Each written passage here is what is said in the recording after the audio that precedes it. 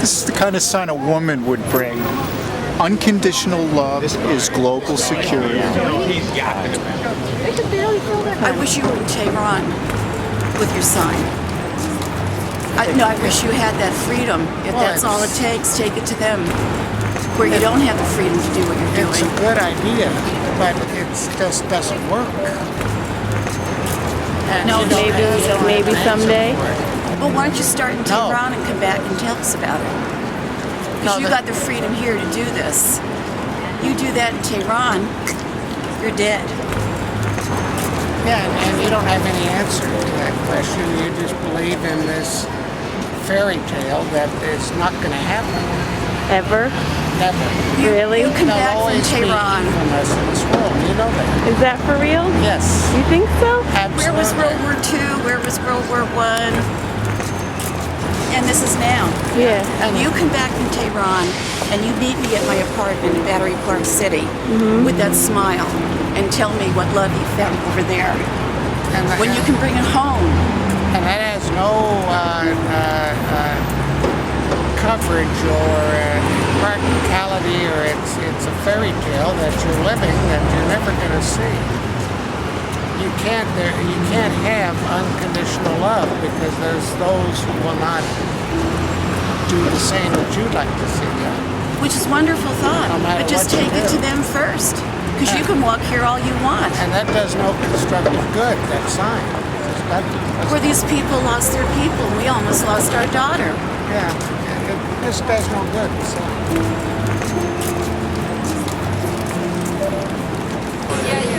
This sign, Unconditional Love, is global security. It's the most beautiful sign I've ever seen. It should be on the side of all four sides of every building in New York City. That's what I'm talking about. Yeah? I think we should talk about it some more. I think there's enough talk. Action. I'm for action. I'm being filmed and answering a couple of questions. Unconditional love is global security.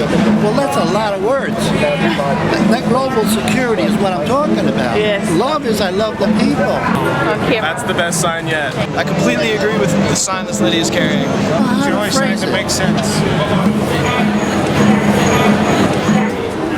What's the likelihood of that? 100%. You think so? That we will have unconditional love, like from everyone, and all the hate and all that stuff will go away? How does that happen when people keep killing each other and we have policies that persist? How does unconditional love operate in a world like this? But in a world of diversity, where there are factions and people with special interest, and people who have an interest in holding the reins and setting the conditions for everyone else, what's the likelihood of unconditional love being like a pandemic? If you look at the American media, for instance, and their coverage of world events, Right. there is a bias. There is a big bias, and there's a huge disparity between the voice of the people they're reporting about and their contingent's desire to put forth something else. So that is arbitrary. When you have that, when you have a media machine that's just increasing in that direction, what do you think there's pretty much hope for, like the existence of unconditional love as global security? That's awfully ambitious. I mean, it's the highest ideal to have, but in terms of the feasibility of that or the probability that we'll have that, I think it's very far. It's one of those dying wishes that you take with you. So, And of course, to stop having it is to have an uglier world. But I mean, so I'll hold on to it. of course, most definitely. I think that would work. Unconditional love. That would solve it. But is it likely? No, it's not going to happen. Yeah. It happens in small pockets, small circles. That's enough for some people. Yeah. What's enough for you? What's in what for me? What's enough for you in terms of where would you settle? Where do you think? Well, the world is okay now. It's like that condition is.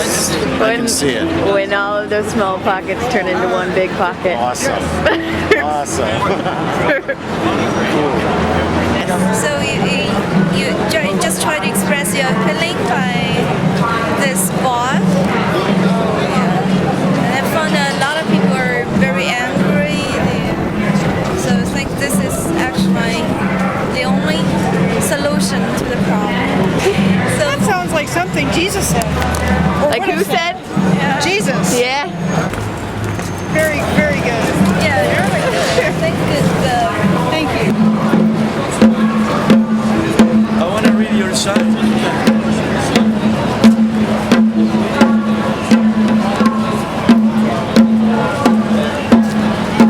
Great. Love is the most powerful things in the world. Like God. Thank you so much. Thank you. Son I've seen today. We're engaged in something that some see as destructive.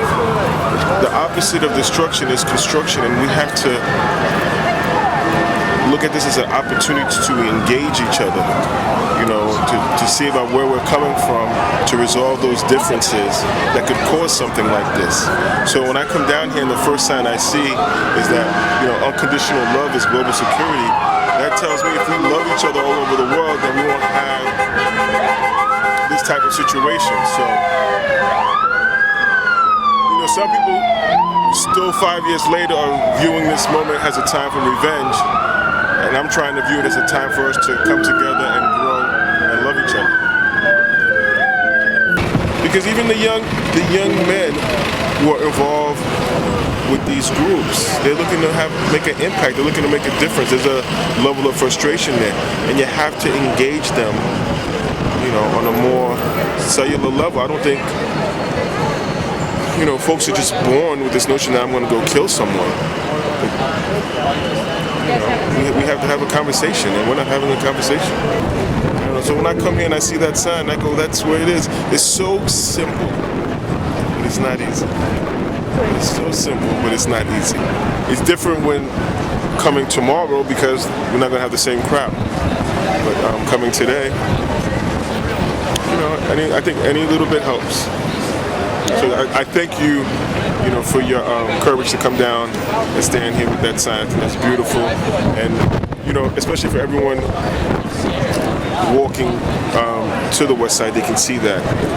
I think it really makes them think.